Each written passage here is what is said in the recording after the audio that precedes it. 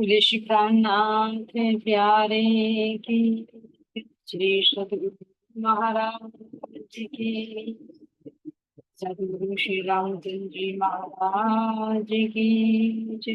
तीनों भुविये धाम की, सर्व सुंदर साथ की, बंदो सतगुरु चरण करुणा शोभे में प्रणाम, अशुभ हरण मंगल करण, धन श्री देव चंद्र जीना, श्री प्राणीनाथ निज मूलपति, सिर में राज शुभ नाम, तेज पर श्यामा युगल पल पल करो प्रणाम, प्रिया जी पल पल करो प्रणाम। श्री प्राणीनाथ तुम सत हो, तुमसे चलत जहाज, तुम्हें अभी करने नहीं, वहागृह की वहागृह की, श्री प्राणनाथ प्यारे की, श्री सतगुरु महाराज की। प्राणाधा प्यारे आप सबके धर्म हृदय में विराजित प्राण प्रियतम प्राण वल्लभ के चढ़ी कोटि कोटि जी धामधनी की अपार मेहर से हम अपने सतगुरु श्री रामचंद्र महाराज जी की गीता को श्रवण कर रहे हैं। तो 7वीं लहर में हम प्रवेश कर चुके हैं। तो हमने सुना सुंदर शादी पिछले मीटिंग में कि किस तरह से सतगुरु महाराज जी कहाँ पर पहुंचते हैं, जगन्नाथ। लेकिन जब उन्हें वहां पर दर्शन नहीं होते, उनके साथ ऐसा व्यवहार किया जाता है तो उनकी आस्था को ठेस पहुंचती है ना, कि भाई हम तो इतने कष्ट उठाकर यहाँ पर दर्शनों के लिए आए थे, लेकिन यहाँ दाता के दरबार में हमारे साथ ऐसा व्यवहार किया। तो यहाँ से महाराज जी प्रण कर लेते हैं कि अब मुझे किसी मंदिर में नहीं जाना, और यहाँ तक कि अगर जगन्नाथ जी घर आकर भी दर्शन दे तो भी मुझे दर्शन नहीं। तो यहाँ से प्रतिज्ञा करके सुंदर साथ जी महाराज जी आगे बढ़ते हैं। क्या कहते हैं, वह जो अलख लखा नहीं जाता, कहीं अन्य ही पाएगा, गुरु का बिल मिल जाए अगर कहीं, वही मार्ग बताएगा। तो कह रहे महाराज जी की पाषाणों में सर मार मार कर प्रतिमाओं में न मस्जिद और मस्जिद में बड़ी बड़ी शिलाओं पर मुझे पत्थर मारने से कोई हासिल नहीं होने वाला है। तो इनके माध्यम से उस अलख को, जिसको देखा नहीं जा सकता, जिसके बारे में कुछ लिखा नहीं जा सकता, उस अलख को लखा नहीं जा सकता, उसे देखा नहीं जा सकता, कहीं अन्य ही वो तो पाए, यानी मंदिरों से इन प्रतिमाओं से अलग हटकर ही कहीं वो पाया जाएगा। तो कैसे पाया जाएगा, तो शादी काल में आया है कि धाम जो पूर्ण ब्रह्म परमात्मा है या जिसके भी जो इष्ट होते हैं, वे एक सतगुरु के रूप में ही आकर अपना ज्ञान देते।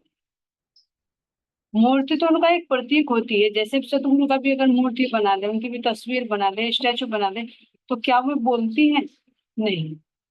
जब चेतन होती है तभी तो बोलती है, जब तक ये शरीर है। तो उन्हीं के माध्यम से तो इस अलग को लखा जा सकता है। इसलिए कह रहे कभी मंदिर की दीवार या मंदिर में स्थित मूर्तियां नहीं उस तत्व को बता सकती, केवल सतगुरु ही बता सकते हैं। तो इसीलिए कह रहे हैं कि वह गुरु काबिल मिल जाए अगर कहीं, वह ही मार्ग, अगर समर्थ सतगुरु कहीं पर मुझे मिल जाए तो वो ही मुझे परमात्मा से मिला सकता वो भी है भी। अगर हमारे पास सतगुरु नहीं है ना, कितने ही हम मंदिरों में रह ले, महाराज जी कह रहे कि पूरे जीवन भर बिता कितनी ही प्रतिमाओं की सेवा कर ले, लेकिन जब तक सतगुरु नहीं मिलते इस माया से पार नहीं पाया जा सकता। पार तो पार, इसका भेद भी नहीं पाया जा सकता। अपनी भी पहचान नहीं हो सकती। अगर किसी देवी देवता की भी कोई आराधना करता है तो वो भी पहले सतगुरु ही बनाता है, सतगुरु के माध्यम से ही वो ज्ञान होता है। इसलिए सुंदर साथ जी, किसी भी अपने इष्ट की प्राप्ति के लिए सतगुरु का होना जरूरी है ना। अब तो गुरु धारण करो कहीं, जब ही जन्म सफल होगा, वरना आना जगन्नाथ तक हर तरह से निष्फल होगा। कह रहे कि अब तो गुरु धारण करो कहीं, जब भी मेरा जन्म सिद्ध हो सकता है। जन्म सिद्ध होने का मतलब सुंदर सा जी, जैसे इंद्रावती जी भी कह रही कि मेरे धनी मेरा जीवन, मेरा ये फेरा सफल हो। ये जो फेरा लगा हुआ हेरा फेरी लगी हुई है आवागमन की, तो जो मानव तन मिला है इसमें अगर मेरे धनी मुझे मिल जाए तो मेरा फेरा सफल हो जाए। इसी तरह से महाराज जी कह रहे हैं कि मेरा जो फेरा लगा जगन्नाथपुरी तक आने का, मैं तो रीता का रीता रह गया। अगर मैंने कोई गुरु धारण कर लिया तो शायद वो मुझे इनके दर्शन कर ले, वरना जगन्नाथ तक आना भी, ये भी क्या होगा, मेरा निष्फल ही चला। घुटने क्यों तुड़ाए बेमतलब इन धामों के चक्कर में, महापुरुष कोई मिल जावे रामेश्वर का लक्ष्य किया, उन्हीं से कुछ हाथ लगेगा हमने उठ प्रस्थान किया। तो महाराज जी कह रहे कि इन चारों धामों के चक्कर लगाने में क्यों घुटने तुड़वाए। अगर समर्थ सदगुरु मिल जाए तो परमात्मा से मिलन करा दे। और चारों धामों की यात्रा भी क्यों की जाती है सुंदर सा जी, कोई तीर्थ में जाता है क्यों जाता है, सबके अलग अलग भाव। कोई तो घूमने के पर्पज से चला जाता है ना, कोई देखा देखी प्रभाव में बहकर, जो बताए ना मर्यादा में बंधकर, कोई प्रभाव में आकर, और कोई किसी मनोकामना को लेकर, और कोई कोई बिरला ही जाता है कि मुझे परमात्मा की प्राप्ति करनी है या उनकी दर्शन करने हैं। महाराज जी तो दर्शनों की लालच से गए, बाहर की कोई इच्छा तो नहीं थी। लेकिन अगर वो तत्व नहीं मिला, वो चेतन रूप में दर्शन नहीं दिए, तो महाराज जी कह रहे हैं कि क्या फायदा है इन धामों के चक्कर का, अगर दर्शन ना मिले। कितने घुटने तुड़वाओ फिर आ जाओ यहीं पर। लेकिन अगर सतगुरु कहते ना कि चारों धाम सतगुरु तेरे चरण, है ना, सारे तीर्थ धाम सतगुरु तेरे चरण, क्यों कहा है, क्योंकि सतगुरु ही इन सब धामों का पुण्य दिला देते हैं। क्योंकि उनकी जब वास्तविकता मिल जाती है, पुण्य भी क्या है सुंदर सा, कहीं हम जा रहे हैं तो हमारे अंदर की अज्ञानता हटे, हमारे पाप कर्म कटे, और हमें परमात्मा की प्राप्ति हो, अंदर में मन शांत हो जाए। तो क्या बाहर से हो जाएगा। अगर बाहर बाहर से हम चले गए, घूम आए, खर्च कर आए, दर्शन नहीं हुए, तो क्या मन में शांति मिलेगी, नहीं मिलेगी, और उद्विग्न हो जाएगा। लेकिन अगर सतगुरु मिल रहे हैं तो सतगुरु के जो ज्ञान होगा उस ज्ञान से हमारी अज्ञानता मिटेगी। जो सतगुरु मिल जाएंगे तो सतगुरु के पास में पावर है कि वो इनके दर्शन भी करा देंगे। और जब अंतर में शांत वो ज्ञान मिलकर आत्मा को एक आनंद की अनुभूति होगी तो मन भी शांत। इसलिए कह रहे सारे तीर्थ धाम मुझे आपके चरण। इसलिए क्या कि अगर सुंदर सा सतगुरु का मिल, इसीलिए तो कहा है कि गुरु गोविंद दो खड़े काके लागू पाए, बलिहारी गुरु आपने गोविंद तीनों बने। यदि मेरे सामने गुरु भी और गोविंद भी खड़े हो तो मैं सबसे पहले किसके चरण छू, सतगुरु। क्यों, क्योंकि सतगुरु ने ही तो मुझे उनको मिलने का रास्ता बताया, उन्होंने ही तो मुझे उनसे मिलाया है। और सतगुरु के रूप में फिर है कौन, वही जो मिला देते हैं। यानी परमात्मा ही या कोई ही देवी देवता ही, कोई भी शक्ति गुरु का ही रूप धरकर तो आ रही है। बाहर से देखेंगे दो नजर आएंगे, लेकिन मूल में देखेंगे तो एक है। जब कह के कह रहे हैं रतन बाई जी है ना, हमारे रामचंद्र महाराज जी हैं, लेकिन अंदर में कौन विराज, राम के धन। अगर मेराज ठाकुर जी को देखे कहीं इंद्रावती है, लेकिन अंदर में देखे कौन है, धाम धन। सुंदर बाई को देखे तन का नाम देवचंद जी, आत्मा का नाम सुंदर बाई, लेकिन अंदर में कौन बैठे, धाम धन बैठे कर। तो खेल बाहर की दृष्टि से देखेंगे तो दो है लीला के रूप में, लेकिन मूल में वे एक ही। यहाँ सुंदर साथ जी कह रहे हैं महापुरुष कोई मिल जाए इस तलाश में। अब यहाँ से सतगुरु की खोज हो गई, किसी महापुरुष की खोज हो गई जो मुझे आगे का रास्ता बताए, मेरा मार्गदर्शन करे। तो महाराज जी ने विचार किया कि मैं अब रामेश्वर चलूं। बसा जगन्नाथपुरी कहाँ पड़ती है? उड़ीसा में पूर्वी दिशा में पड़ती है। 4 धाम हमने किए हैं, है ना। इधर हमारा पड़ेगा रामेश्वर दक्षिण दिशा में, और पश्चिम दिशा में हमारा द्वारिका धाम है। 4 धाम है चारों दिशा में, चारों कोने, और 4 मठ भी है सन्यासियों के। और इधर बद्री धाम है सुंदर साथ जी उत्तर दिशा। तो अब जगन्नाथपुरी में पूर्व दिशा में तो मैंने कर ली थी। अब लक्ष्य लिया रामेश्वर, किम रामेश्वर से उन्हीं से कुछ हाथ लगेगा, हमने कुछ रास्ता, इस उम्मीद से कि अब सतगुरु ने हमें कुछ दिला। अब मन में इष्टों की नहीं केवल सतगुरु चाह, उठे सिंधु के ढांग से भर कर लंबी आह। कह रहे महाराज जी कि अब मेरे मन में इष्टों की प्रति कोई इच्छा नहीं। अब रामेश्वर भी जा रहे हैं तो इस भाव से नहीं जा रहे हैं कि भाई मैं वहां मंदिर में जाऊं, आश्रम में जाऊं, है ना, धाम में जाऊं, वहां की मूर्तियों के दर्शन करूं, मंदिर में रहूं, ये नहीं भाव से। अब यहाँ पर खोज है सतगुरु। तो इसीलिए कह रहे कि आहा भरकर, एक लंबे आहा भरकर समुद्र तट से मैं उठ कर चला, क्योंकि 8 दिन तक बैठे थे समुद्र के किनारे कि भाई मैं क्या लेने आया था, क्या मिला, रीता का रीता रह गया, है ना। तो अब मुझे क्या है कि मुझे सतगुरु की खोज करनी, तो सतगुरु की खोज में यहाँ से निकल पड़ते हैं और रामेश्वर की ओर प्रस्थान करते हैं। खोज खोजते चल दिए उसकी जिसका नाम निशान नहीं, है हुलिया का बोध चित को आंखों को पहचान नहीं।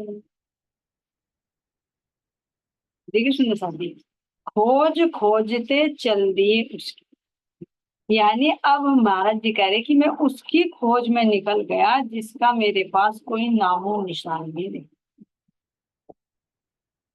देखिए परमात्मा की तो खोज के लिए भी तो कोई संकेत था कि भाई जगन्नाथपुरी जाओ, वहां पर दर्शन। अभी इष्ट भी बना रखे थे क्योंकि शिव जी के दर्शन हुए थे, शिव जी की पूजा करते थे, दर्शन भी हो चुके सुंदर साथ जी। और उन्होंने आगे कहा था कि तुम्हें आगे शिव महाराज मिलेंगे, तुम उन्हें गुरु बना लेना। तो गुरु की खोज में यहाँ निकल रहे हैं, तो किसकी? जिसके हमें कोई नाम और निशान नहीं। अब यहाँ पर भाव गुरु के शिव के प्रति नहीं, नहीं तो महाराज जी ना कहते कि नामो निशान नहीं। अभी पीछे ध्यान दीजिए, जब शिव जी ने दर्शन दिए थे तो कहा था कि शिव को गुरु बना लो। तो उन्होंने, महाराज जी ने कहा भाई कहाँ मिलेंगे शिव महाराज? तो उन्होंने कहा कि आगे मिलेंगे तुम्हारे। अब यहाँ अगर कहते कि भाई मैं शिव की खोज करूं, उनको गुरु बनाना है, तो शिव का नाम जरूरी है। लेकिन यहाँ महाराज जी कह रहे कि खोज खोजते चल दिए उसकी जिसका नाम निशान। तो यानी किसी और की तरफ, शिव की तरफ नहीं, मैं उसकी खोज में निकल गया जिसका मुझे कुछ नाम भी नहीं पता, कुछ उनका ठिकाना भी नहीं पता, ना ही मुझे उन्हीं उनके हुलिया, हुलिया कहते हैं यानी उनके स्वरूप का भी कोई बोध नहीं, कोई ज्ञान नहीं मेरे चित्त को कि भाई उनका स्वरूप कैसा है। आंखों को पहचाने, न मेरी आंखों को पहचाने कि भाई मैंने देखी हूँ। अगर शिव के प्रति होता तो यहाँ देखो सारी चीज पता है, नाम भी पता है, और शिव का भी बता देते कि देखा था उन्होंने पीछे जब दर्शन हुए। किसकी तरफ खोज? अब देखे तो अंतर की बैठी हुई आत्मा को तो खोज है धाम की, क्योंकि पहचान नहीं है कि मैं किसके अंगना हूं, मेरे परमात्मा कौन है, मुझे कहाँ मिलेंगे, कैसे मिलेंगे। अब ये आत्मा को कोई पहचान नहीं है, लेकिन एक चित्तवृत्ति लगी रहती है, कि खोज होती है, जैसे हमारे सुंदर भाई को है ना, भले ही वो नींद में होती है लेकिन अंदर की लो लगी रहती। तो इसी तरह से कह रहे हैं कि मुझे उनके कुछ हुलिया का भी नहीं पता, ना उनके नाम निशान का पता, लेकिन मैं खुद के खुद उनको चल पा,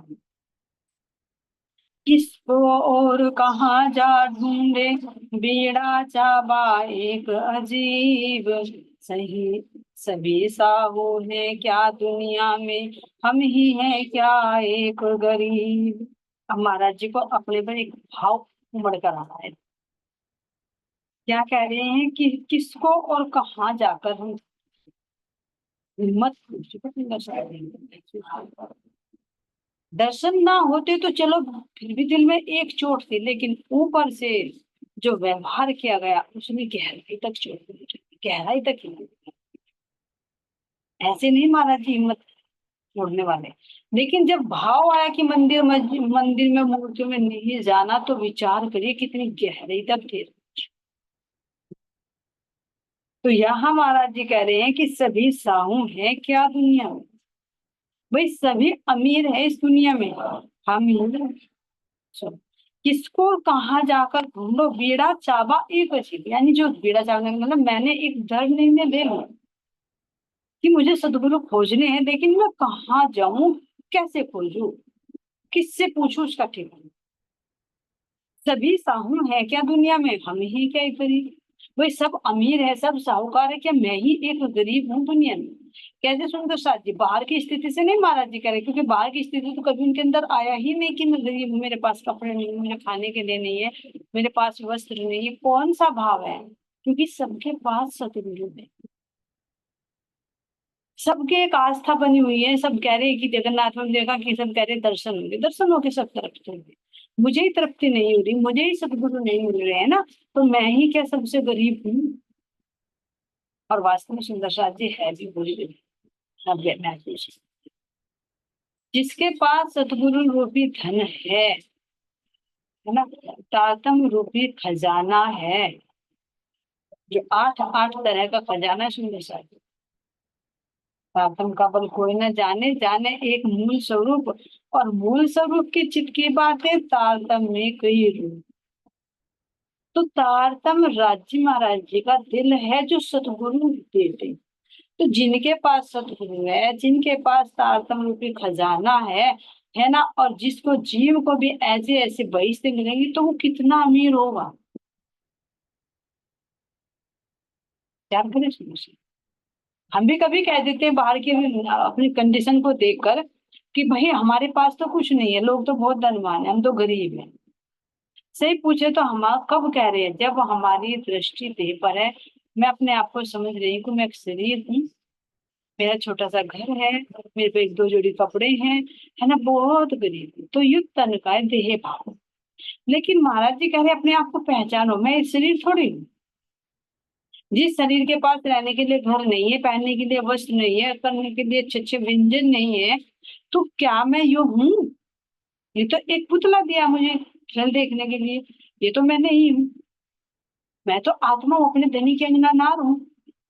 तो अब देखे कितने ऊंचे ऊंचे महल है मेरे को, जागरूक में देखे तो 12-12 हजार बम ऊंचे, उनमें भी एक बम में 12-12 हजार बम है, यहाँ पर कहीं ऐसे कि कितने आभूषण है, हीरे जवाहरात, तो उनके सामने यहाँ के कुछ भी नहीं है। ये तो फिर भी दुख देते हैं, ये तो फिर भी चोर चुरा लेता है इनको, पहन ले तो थोड़ी देर में ही कष्ट देने लगते हैं, हो जाए तब भी दुख देते हैं, पास रहते तब भी दुख देते हैं। तो ये देखे, यहाँ की दृष्टि से देख रही हूं मैं, या आत्मा की दृष्टि से देखो, आत्मा की दृष्टि से देखो तो मैं, जो मैं असल में हूँ, मैं आत्मा हूँ, अपने धनी के अंगना ना हूं, तो मैं तो बहुत धनी हूँ। लेकिन संसार की दृष्टि से, देह की दृष्टि से, तो विचार करे सुंदर सा जी, जब